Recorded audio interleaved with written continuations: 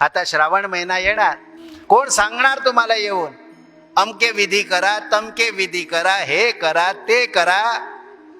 अहो काय एकेकाची कुठून ना कुठून पुण्य फळफळते, सांगायची सोय नाही. कोण सत्यनारायणाची पूजा घालतो, कोण आणखीन काय घालतो, कोण कोणाचं काय आणि कोणाचं काय.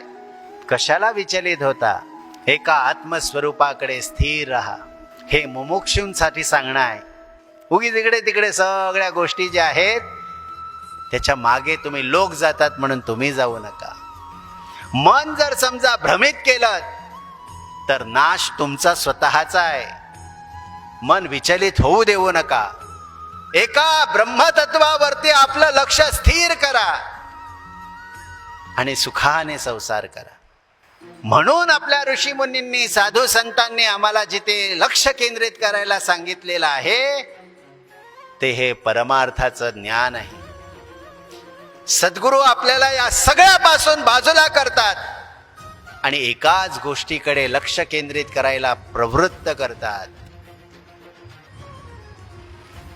एक कुठला विषय? तुमचं आत्मस्वरूप,